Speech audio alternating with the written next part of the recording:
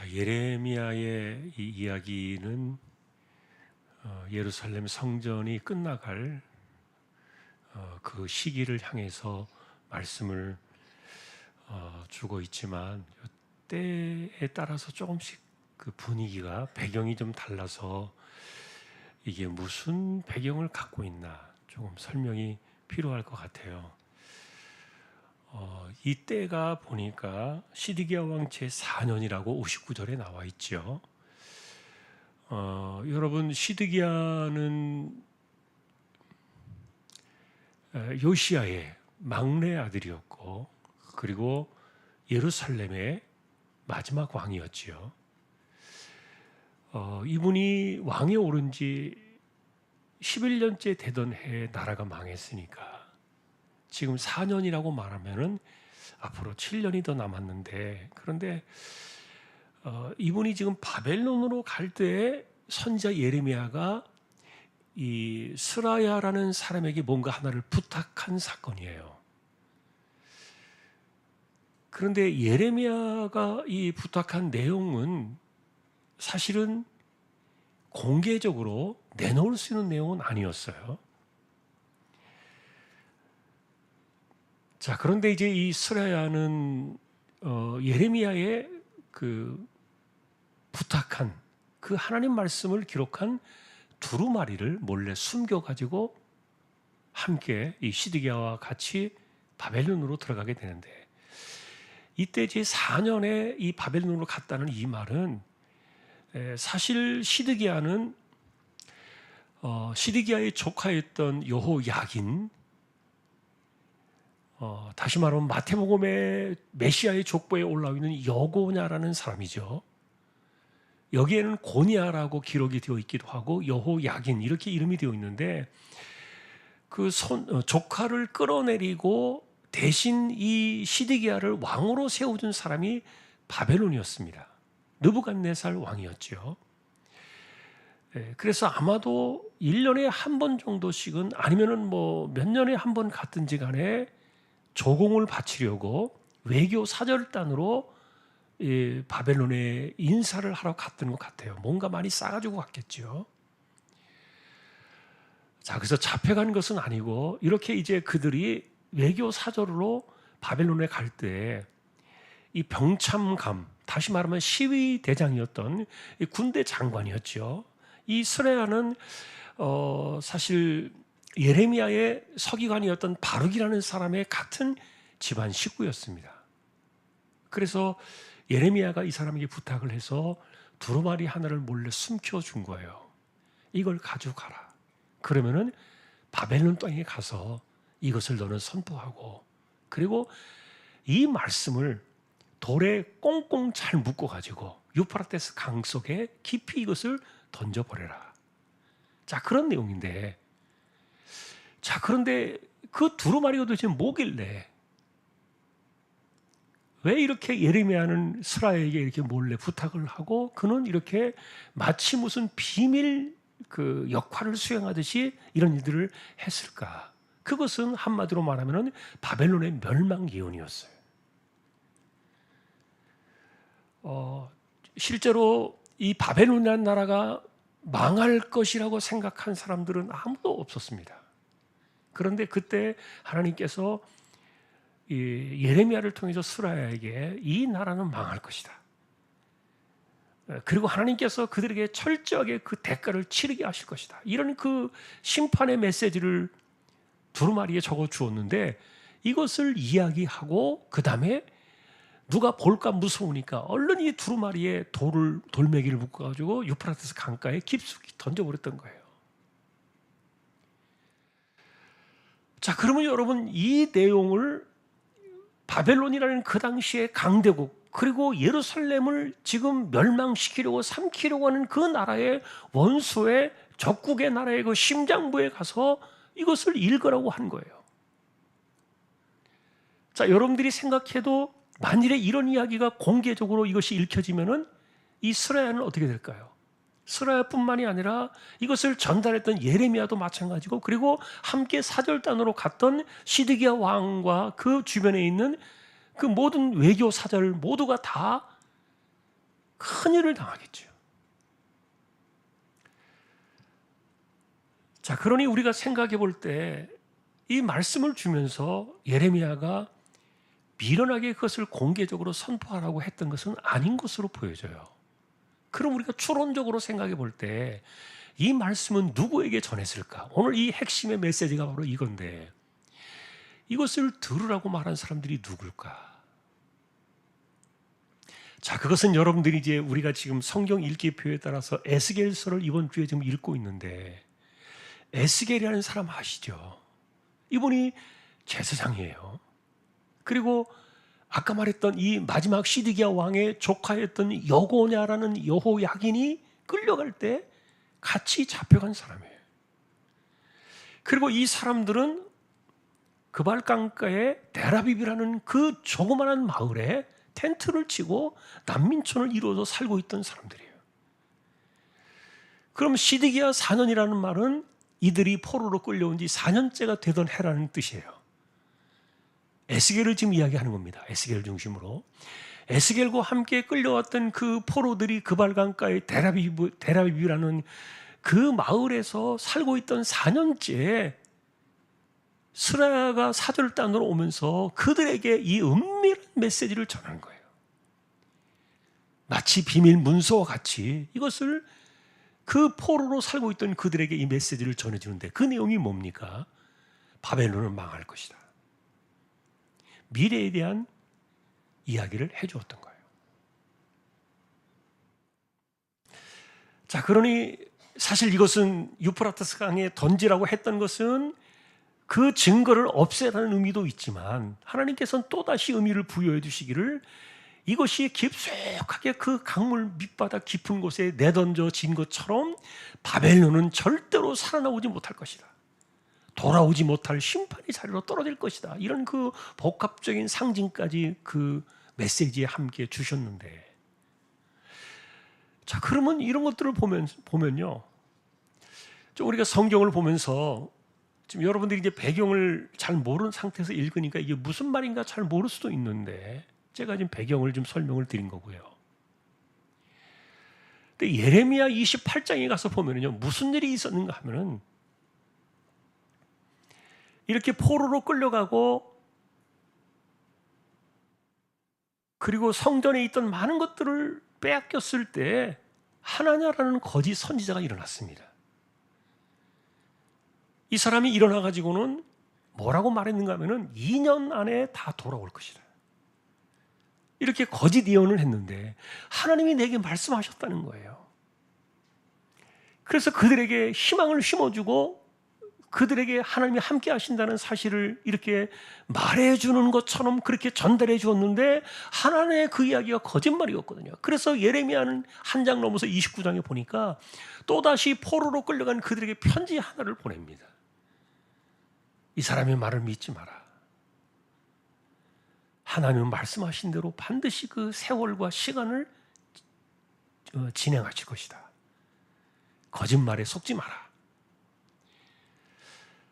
자, 그렇게 해서 편지를 보내주었는데, 그런데 이것도 부족해서 하나님께서는 이 외교 사절을 따니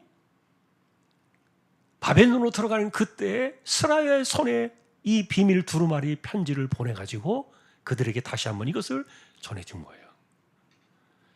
자, 그러나 이들이 2년 만에 돌아올 거라는 것은 거짓말이었지만, 그러나 그들을 얽어매고 그들을 포로로 끌어가고 그들을 죽이려고 했던 이 엄청난 세력들은 반드시 망하고 심판을 받을 것이다. 그 메시지를 준 거예요. 자, 그러니 오늘 우리가 이제 이 내용을 보면서 우리가 이제 설명을 좀 드렸으니까 우리가 성경을 바라볼 때 그러면 우리는 어떤 사람의 입장에서 이 편지의 내용을 생각해야 될까? 아마도 우리가 가장 적합한 우리의 입장에서 이 성경을 바라본다면 여러분들이 포로지에서 끌려가서 난민촌을 이루며 살아가던 그 비참한 백성들의 자리로 내려가서 이 편지를 보셔야 될 거예요. 그래야 이 성경이 무슨 의미인지 우리에게 살아옵니다. 자, 포로지에 있던 그들에게 그 삶 자체는요, 그리고 바벨론이라는 그 상대는요, 그들이 상대할 수 없는 엄청난 힘이었습니다. 도무지 이겨낼 수 없고 견뎌낼 수 없는, 대적할 수 없는 그 엄청난 세력이었죠. 이것이 바벨론이었어요. 그래서 거기에 짓눌리고 거기에 붙들려서 이 포로지에 있던 사람들은 서서히 죽어가고 있었던 거예요. 자, 그러면 여러분들에게 이런 질문을 드려볼게요. 내가 발버둥을 치고 내가 벗어나기를 원하고 내가 피하기를 원하는 그런 것들이 있지만, 그러나 내 힘으로 도무지 안 돼. 내가 상대할 수가 없어요. 내가 아무리 벗어나려고 발버둥을 쳐도 이건 내가 도무지 해낼 수 없는 그런 엄청난 세력의 무언가에 내가 붙잡혀 있다면, 아마도 그런 상태, 그런 자리에서 내가 이 예레미야를 통해서 은밀하게 보내준 이 비밀의 편지를 생각한다면 이게 무슨 의미로 다가올까요? 자, 하나님께서 너는 살아날 거야. 너의 고생은 이제 끝났어. 너는 이제 희망만 가지면 돼. 그런 메시지는 아니었습니다.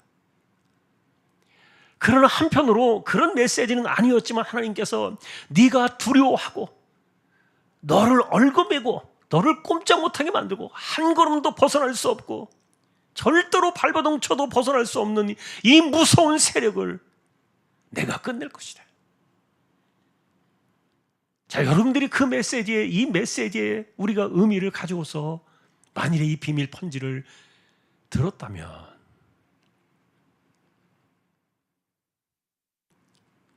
마음속에 무슨 감정이, 그리고 어떤 믿음이 찾아올까? 저는 이것보다 더 큰 위로가 있었을까, 그런 생각이 들어요. 그리고 이들의 삶 속에, 그러니 이 편지에, 이 비밀 편지를 받은 그들의 마음 속에 솟아나고 있는 작은 힘이 하나 있다면 그것은 뭘까요? 아, 견디면 되는구나. 시간은 내 편이다. 여러분, 이런 마음 이해할 수 있습니까? 우리가 이 바벨론이라는 상대를요, 겪어보지 않아서 잘 모를 겁니다. 우리는 잘 모릅니다. 그러나 정말 발버둥을 치면 칠수록 다리가 부러져 나가고 팔이 꺾이고 살점이 도려져 나가고 심지어 눈을 흘기면 그 두 눈을 파버리고 말을 함부로 하면요, 혀를 뽑아버리고요. 이런 무도한 세력이었어요. 움직일수록 더 극렬하게, 더 극심하게 고통과 핍박을 가해오던 이 세력이 바로 바벨론이었는데, 그러니 이것은 단순한 한 나라에 대한 이야기가 아니라 하나님의 백성들, 비록 그들이 잘못하고 허물이 있고 죄가 있어서 포로로 끌려가서 그들이 그 고통의 세월을 살아내고 있지만, 그러나 하나님께서 그 백성들을 바라보실 때 이렇게 사람들을 짓누르고 있는 이 바벨론의 이 거대한 세력을, 이것은 나라의 문제가 아니라 인생의 한 개인이나 아니면 어떤 공동체나 국가나 이런 세력들을 짓누르는 그 악한 적국들의 세력에 대해서 상징적으로 보여준 사건이었어요.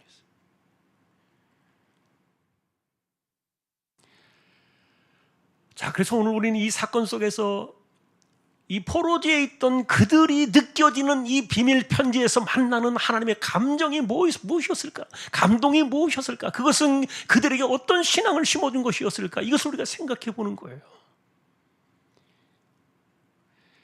자, 무엇을 하라는 것이 아니었습니다. 그리고 몇 년 후에 좋은 일이 일어날 것이다, 그렇게 말하는 것도 아니었습니다. 그리고 일어나서 대적하라, 어떤 그 저항과 투쟁의 정신을 심어준 것도 아니었습니다. 아무것도 아니었습니다. 그러나 이 비밀 편지는 하나님의 백성들의 마음속에 뭘 주었느냐? 아, 시간은 내 편이다. 이 바벨론이 반드시 꺾이고 마는구나. 이 세력이 유프라테스 강 속에 던져진, 돌에 묶여서 던져진 그 두루마리처럼 절대로 떠오를 수 없는, 다시 올라올 수 없는, 완전히 수장되어져 버리는 그런 멸망과 심판의 날이 오겠구나. 자, 그럼 하나 더 우리가 이제 정리해 본다면, 자, 이 편지를 바벨론 그 적국의 심장 속에 이것을 몰래 숨겨서 가져가라 했던 것이 예레미야였는데, 그런데 아까도 말했던 것처럼 수라의 것을 공개적으로 말할 수 없는 내용이에요. 이거 말했다간 다 죽으니까.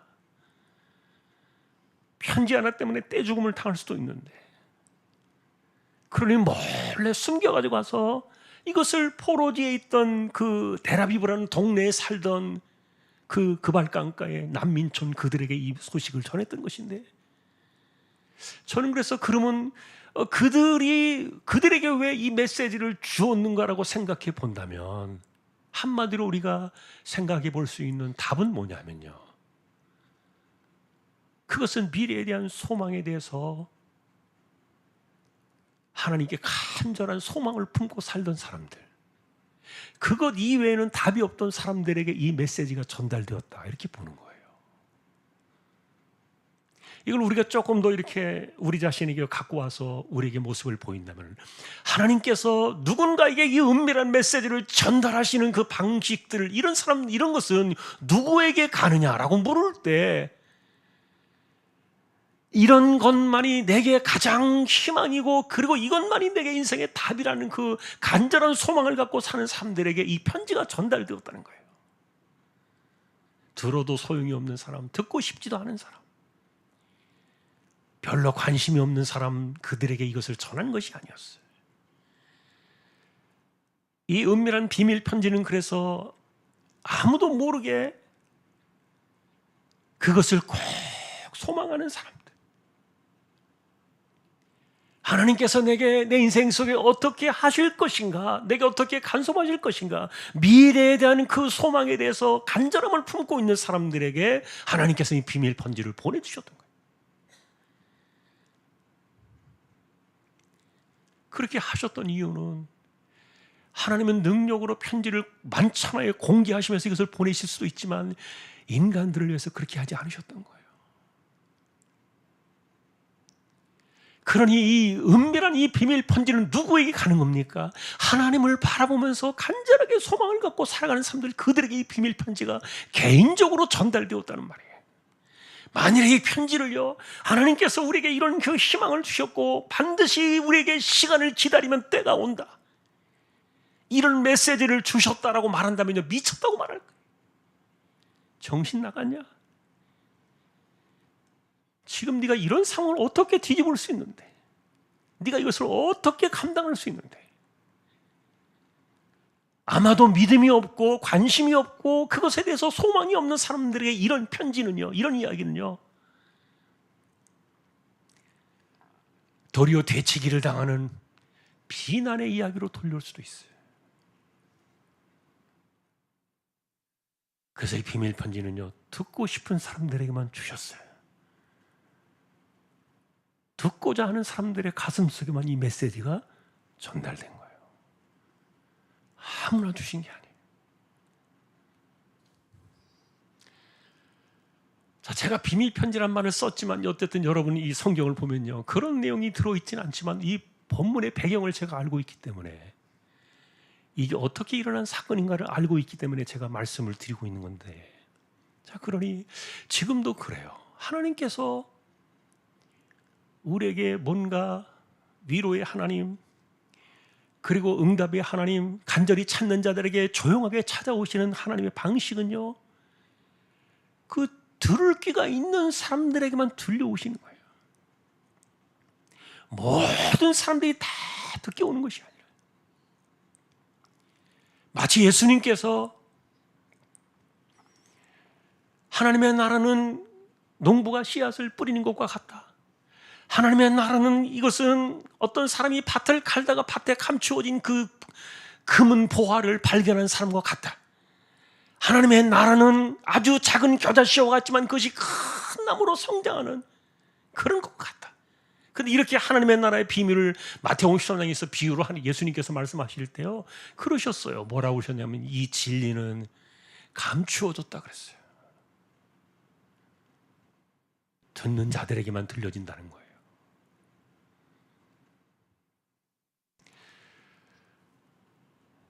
자, 그러니 우리가 하나님 말씀 오늘 이 이야기를 들을 때요, 미래에 대한 이야기가 누구에게 전달되었는가? 그리고 그것은 우리에게 어떤 답으로 가져왔는가? 자, 그 답에 대한 것은요, 단순하게 바벨론이 무너질 거라는 이 말을 제가 역으로 풀어 설명하는 거예요. 그것이 뭐예요? 기다려라. 시간이 올 것이다. 내가 반드시 한다. 이게 이제 비밀 편지의 메시지라는 거죠. 그리고 그것은 누구에게 오느냐? 그발 강가에서 하나님만을 바라며 하나님 이외에는 어떤 소망도 없이 살아가는 사람들, 그들에게 하나님께서 운명하게 찾아오신 이게 응답이었고, 그리고 하나님의 방식이었다. 자, 그러니 하나님 앞에서 정말 그 간절하게 살아가는 사람들을 이길 수 없어요. 누가 그런 사람들을 신앙으로 이겨낼 수 있겠습니까? 뭐 겉보기에 뭐 부족함이 없고 뭐 수많은 일들을 하고 많은 사람들의 칭송을 받고 이렇게 화려하게 막 업적을 쌓고 수많은 일들을 하는 것 같아도요, 하나님께서 세밀하게 살펴보시면서 그들에게 피로를 채우시고 응답으로 찾아오신 이 거룩한 역사는요, 그발강가의 데라비브 난민촌에서 간절하게 숨을 죽이며 하나님만을 바라보며 살던 그들에게 이것이 갔던 거죠. 자, 오늘 말씀은 이것이 전부예요. 그리고 이것은 전적으로 미래의 이야기예요. 어떤 그 현실 속에 그 당시에 이루어질 일들의 이야기가 하나도 아니에요. 이것은 앞으로 이루어질 일들에 대한 그런 약속의 방식이었어요. 그래서 저는 성경을 보면서 참 하나님께서도 이렇게도 역사하시는구나.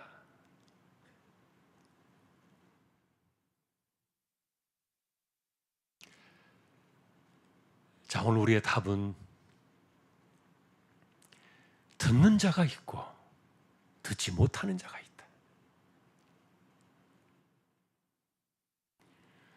누군가에게는 이 메시지가 심판이 되지만 누군가에게는 숨 막혔던 그것이 열려지는, 숨통이 틀리는 그런 메시지가 되니까요. 자, 그래서 이 비밀 편지는, 스라야를 통해서 보냈던 이 비밀 편지는 들을 게 있는 자들이 듣는 것이었어요. 마음의 중심 속에 하나님의 음성을 간절히 바라는 사람들에게 들려진 하나님의 비밀 편지였던 것이죠. 자, 오늘도 우리는 하나님을 바라보며 살아갑니다. 그 깊이는 사람마다 다 다릅니다. 생각과 마음과 하나님을 향하는 그 소망들은 다 다릅니다. 그러나 하나님께서 찾아오신 그 응답의 방식은요, 아마도 더 깊은 그 마음의 소망을 가지고 하나님을 바라는 사람들에게 더 깊숙하게 찾아올 거예요. 믿음은, 그리고 응답은 간절한 자들에게 찾아오는 은밀한 편지였다.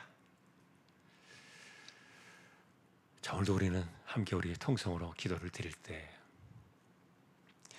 올해 10월 달에도 하나님께서 괴성운동 주의를 통해서 이번에도 잃어버린 영혼들을 돌려주십시오. 우리 함께 했고요. 그리고 또 오늘도 우리가 기도를 드릴 때 특별히 내일 에센스 찬양 집회 우리 시흥시에 있는 청소년 청년들을 초청해서 찬양과 기도 집회가 있습니다. 함께 기도해 주시고요. 그리고 또 우리 고3 친구들, 그리고 우리 청년들, 연세 많으신 분들, 병중에 있는 사람들, 가난한 사람들, 생업에 어려움을 겪고 있는 사람들, 특별히 암과 투병하며 살아가는 이들, 그들의 간절함 속에 하나님의 이 은밀한 편지가 전달되어지는 우리에게 은혜를 허락하여 주십시오. 주여 한번 외치고 우리 통성으로 함께 기도로 나가겠습니다. 주여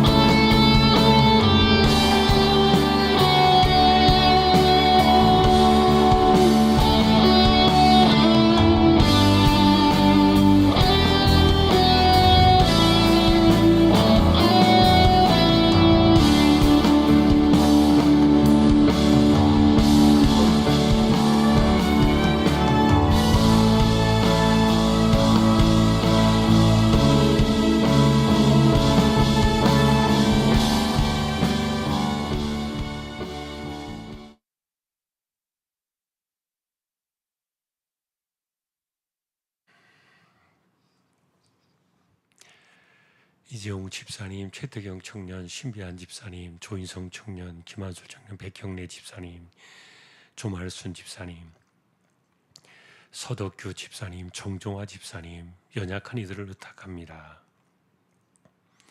하나님 그 이름을 기억하여 주시고 연세 많으신 분들 기력과 맑은 정신을 지켜주시며 특별히 고3 학생들 학업의 지혜를 주시고 청년들에게 인생의 길을 열어주시며 내일도 에센스 찬양 집회를 통하여 하나님 영광을 받으시고 우리 자녀들의 삶의 말씀으로 하나님께서 임재하여 주옵소서. 하반기에도 영혼을 건지는 거룩한 구원의 역사, 하나님 나라 그저 천군동이 결실할 수 있도록 하나님께서 붙들어 주시고 우리 가운데 특별히 가난한 사람들, 병든 사람들, 병약한 사람들, 생업의 곤고함으로 기도하는 심령들, 특별히 암과 싸워나가며 힘겨운 삶을 이어가는 그들을 하나님께서 기억해 주시고 오늘도 약속의 말씀을 기억하는 귀가 열려지고 마음이 열려지는 우리 모든 심령들 되게 하여 주옵소서. 소망이 없던 그발강가의 데라비브 마을 빈민촌에 하나님께서 스라엘을 통하여 비밀의 편지를 전하게 하시고 듣는 자들은 그 말이 무슨 뜻인지 들을 수 있도록 말씀을 주셔서 위로하시고 시간을 기다리도록 찾아오신 하나님의 음성을 우리 역시 들을 수 있는 귀를 열어주시고 마음에 간절한 소망을 주시기를 소망합니다.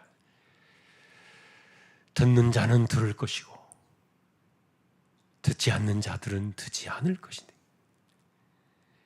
우리의 심령이 언제나 하나님 말씀 앞에 간절함을 가지고 이렇게 비밀의 편지처럼 세미하게 찾아오시는 하나님의 방식을 우리가 깨닫고 붙잡을 수 있는 믿음의 식구들 모두 되게 하여 주옵소서.